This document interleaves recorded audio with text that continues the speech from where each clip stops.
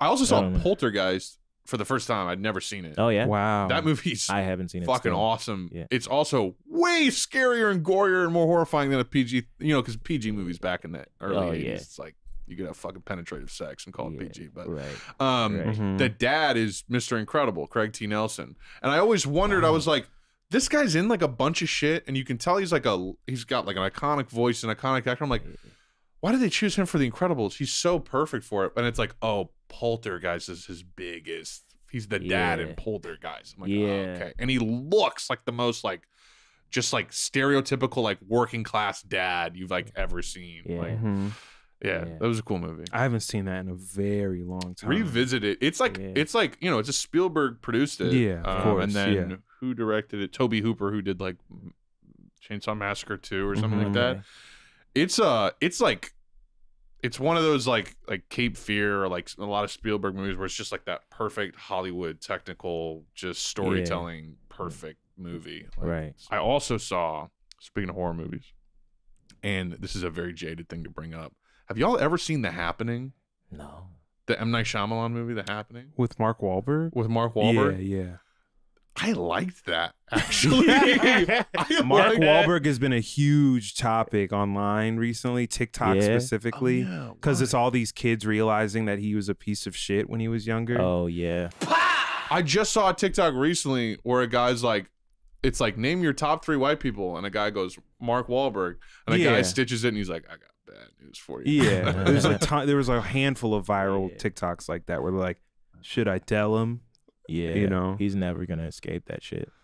He didn't. You know? He didn't. Mark Wahlberg. It's like Marx didn't account for. Mark Wahlberg didn't account for Gen Z. Yeah. Have you seen? I want to go back to horror films and the fact that it's October, but have you seen the Mark Wahlberg clip from? Is it The Fighter or something? Where he's like, not you, not you, not you, not you, not you, not you, not you, not you, and not you. But at The Happening, it's like a really tense moment, and then an old lady's like, "You're gonna kill me, aren't you?" And he's like, "What? No." Plan on murdering me in my sleep. What? No. I know. I remember the scene you're talking literally about. Like that movie is honestly like what we're talking about: form versus content. That movie fucks up every single thing. Acting, like, but the atmosphere is better than any fucking horror movie you've seen, man. Yes, like there's a scene that's where like Drag Me to Hell, dude. You're horrified Sam by Raimi. wind. You're horrified by a breeze. The wind going through the trees is scary to you. There's so many scenes where it's like, and that music. The guy who did Signs and Sixth Sense did the same music. Oh my God, the atmosphere is incredible. It's almost intentional, like that the other shit's bad. It makes it weirder, like a Twilight Zone episode where the actors are kind of campy. Yeah, like Zooey Deschanel and Mark Wahlberg can act. They've been actors. It's almost like they were directed to be more stilted and bad than they needed to be. Yeah. Dude, I watched that whole thing. I was entertained by the whole movie. And it like ends on a twist. I almost wanted it to like continue. I wanted a sequel. Yeah. Doug, I want to watch more horror movies, man. Barbarian got me in that mood. Dude, I watched The Omen too. Yeah, I've seen The Omen. The original or the remake? The original. Okay. It's hard. We recently saw, what movie was it? Barbarian. Yeah. Is that what we saw in theaters together? Yeah. So the three of us and this amazing director and shooter named Alex Huggins, who we're going to have on at some point. He works with Alara. We went and saw Barbarian, and then afterwards we had like a conversation about like horror films and movies, and I was like listing off some of my favorite ones, and Alex was sort of just like, movies don't scare me. It's just like it's like not possible. It's like I'm paraphrasing, but like we had like a dope conversation, I feel like, about like, you know, films that are actually frightening and what makes them frightening. And I think it's different for, I don't know what it's like for y'all, but for Alex and I, because at least for me, I am a horror and thriller fan. So it's sort of like you're very desensitized that after a certain point, it takes a lot for you to even, you know, what they say, not suspend disbelief like as soon as it starts. So given that, the films that sort of sit on my mind are more of the psychological thriller films that have an element of realism to them, that feel grounded in things that are real. And that's why Alex Huggins was saying that his favorite is M, the Fritz Lang film. It's a German film about beyond a child predator. He's like capturing children in this town and nobody knows who the person is. Right. And Alex was saying, like, to him, that's an example of something that's just, it's so frightening because it's real. It's like everything that happens could actually happen. But I really love, like, I've been telling people for years, like, Ari Aster is like brilliant to me, and I realize when I talk about Ari Aster films, it's very like divided on how people feel. It's more divided than I thought, because when I saw Hereditary in theaters.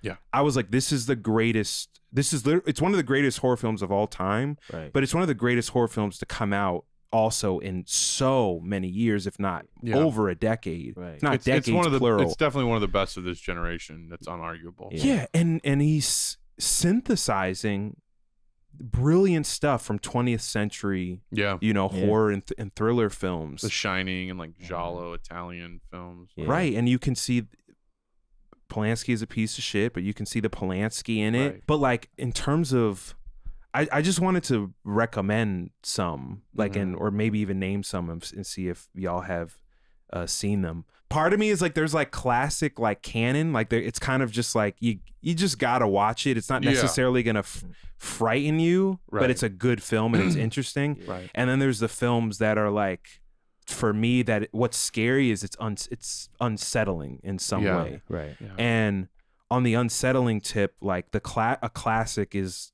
Rosemary's Baby, for me. Yeah. But also like Jacob's Ladder. Yeah. Still haven't seen that one. Alex Huggins actually saw it in theaters recently. Yeah. For the first time?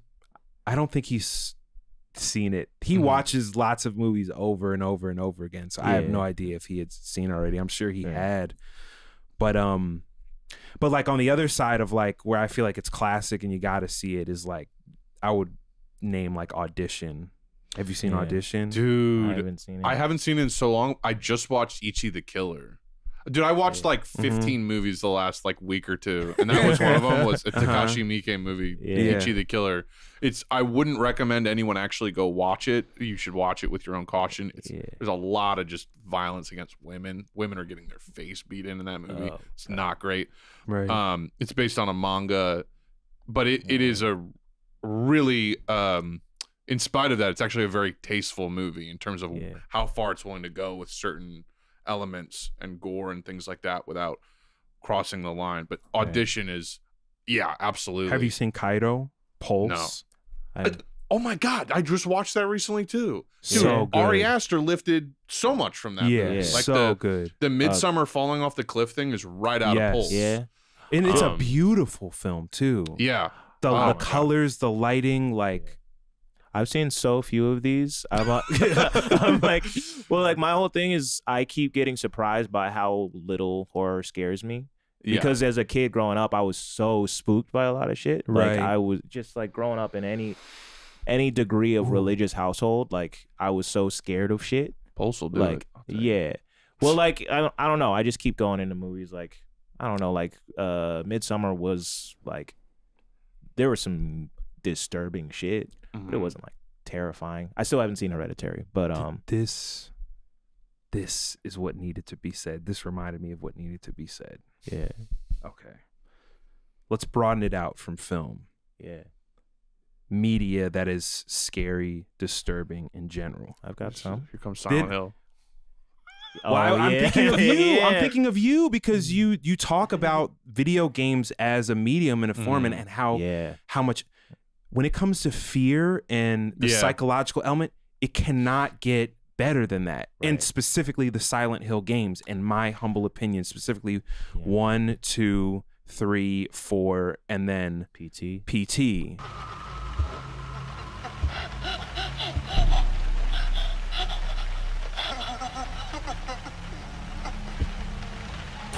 Right. And PT was masterpiece. and a taste of what it could have been, and it completely changed the entire horror game genre. Yeah. It made developers, stories, it made them reevaluate everything almost, you know? Yeah. I mean, after we talked about it, I remember I watched that the walkthrough, just a playthrough of the game. Which one? Oh, PT? PT, yeah. Oh yeah, we did talk about that. Yeah, we talked about it months ago. And because like I've watched friends play Silent Hill over the years and Resident Evil, all these things. They're just those games. Some of those games I just never had myself. And watching that playthrough, I was sitting there like, I can't play this. I know for a fact I'm not making it through a game like this, because like that immersive element.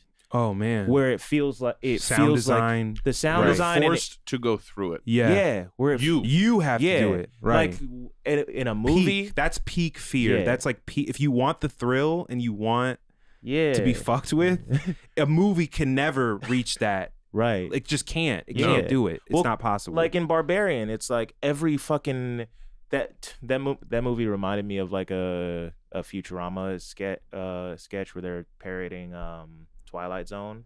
They have a parody. It's called "Welcome to the Scary Door." Yeah, the scary door. And like every new door they walk through, the barrier I have with horror movies is like, I just wouldn't do that. Right. Just die. Just let him die.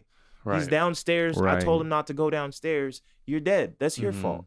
Right. But like in a game, it's like, okay, I really have to contend with whether I would do this. Yeah. And then I have to live with the results of making the wrong choice. Right. Like, and if I like, and there's the capacity for them to know that. So like, if you don't go through the door, there's something that's gonna get you upstairs where you're at. You know. Do you remember the Slender Man game when that first came out? I know Slender Man. I remember that shit spooked me so much. Scary as fuck. The thing that's special about Silent Hill is it's all of those like primal elements, but the actual story and the themes and the dynamics between the characters, it's strange. You feel like you're in this in-between place when you're playing or watching these games. It doesn't, you don't feel grounded. You don't feel grounded anywhere, which is it's literally like a meta level of like disturbance going on as you're playing the game. Because you're like, is this real life? Is he hallucinating? Is he dreaming? You know, like what is this leading to? Yeah. And then it's like you're stumbling into these creatures that you couldn't anticipate, you couldn't even imagine or dream up. They're just these bizarre things, so it feels like you're walking through a nightmare. You know. And then you have a Akira Yamaoka with the fucking music on top of it, which is genius, is fucking brilliant. It's just like so many, and this is why I am so angry that my mom gave away my vintage Silent Hill t-shirts. God damn it. I'm sorry, Mom. She gets very emotional when I bring this up. And it's one of those things where it's like she knows she's wrong. Yeah, but there's no concrete proof that it happened, right? So everyone's like, oh, you can't take the leap and say that she gave away your shirts, but it's like, you were rearranging. I was out of the crib and the home was being rearranged, and I came back and some of my clothes were gone. They were being given away, and the t-shirts aren't there, and I can't find them. So where did they go? I didn't lose them. I lost my Game Boy Advance when we moved home. So. And did they gaslight you about that? No, I just was like, what the fuck? Like I scoured all over the place. I couldn't find it. Yeah. But that was on you. No one was saying. No. That was all on me. Have you heard the Tracy Morgan joke about his aunt that stole his Game Boy and helped him look for it? No, that's fucked up. That's one of my favorite jokes of all time. Helping someone look for what you stole. Really committing. Yeah, oh man, humans are so funny. Tracy Morgan is so funny to me because he has this like he's like dumb smart, in the way him he talking talks. about a Game Boy already sounds hilarious. Right, Yeah. it's so funny where he's like, why did you steal my Game Boy and help me look for it? He's like, I had to he's like, I had to eliminate myself as a suspect. Dude, and then when you God. get to the VR conversation with horror, you're yeah. done. No. Have you seen- See, that's where I go, no. It's too real. I'm good. That's like There's VR. why would you do that? I reacted to in college. My friend brought over a VR headset. It was it was just a little animation sequence where like a dinosaur, like a bronchiosaurus, like turns and then its head comes right next to you. And I was like shaking at that, like French people when that fucking Train movie came out. Oh, They were yeah. like, ah! Have you Like- seen the video of the dude like in the VR like setup like that, and he's playing a horror game, and then he just like turns the other way, just dead bolts like Oh my on God. Yeah. like a trackbed, so he's just stuck there. Bro, Oh y'all my have not God. really Terrifying. played VR. It is unreal. You almost feel sick afterwards. Like Oh, you feel like it really feels like you're gone. I talked to somebody about that who works in VR, and like one of the big challenges they have is kind of replicating the feeling of motion and things like that. Right. Because if you see motion, it's either if you see motion and don't feel it, or if you feel it and don't see it, that's where that nausea comes from. Like Yeah. car sickness when you're staring at your phone while the car is moving. Right. It's the same shit. I have a MetaQuest 2, and it's so weird because I live in an apartment in Brooklyn. I don't have a fucking like giant family room to play it around. So Yeah. you make a boundary like you do with all VR shit, but like you don't want to hit shit because I have a long wingspan. So I'm like, I don't give a fuck about this boundary. I can still hit shit. Right. You're both aware. You both feel the dimensions of the space in the VR space and the dimensions of your home at the same time. It's Yeah. like this weird like multi-awareness you have. Yeah. Right. That sounds stressful in and of itself. It is. As a big person, especially. Oh yeah, You're I just mean, like, I just don't want to break whatever these bones are in my hand by hitting it against the wall or Yeah. something. right. Right. Yeah, and there's an exercise game where they rank you on the power of your swing. So it's like you have Why? to swing harder. Well, it's using your muscles more, but Right. no, VR is we haven't even seen the tip of the iceberg in terms of We Yeah. want to heighten the odds that you could break the actual equipment, so you have to come running back to us for more. That's right. That's part of our business model. This is tangential, but this conversation is making me think of things in non-horror video games that scared me as a child. I would watch my cousins play the James Bond game for Nintendo 64, and their like polygonal, like just faces scared the absolute shit out of me as a child. Like literally just getting to selecting a character, I'm like with the music. Oh yeah. And it's just like dun, dun, dun, dun, dun. It's like a 666 Mafia beat. yeah. And then you just drop. Bond. Yeah. Yeah, and then you just dropped into this world, and there's these just faces like this. Yeah. It just looked so bizarre to me and was unsettling.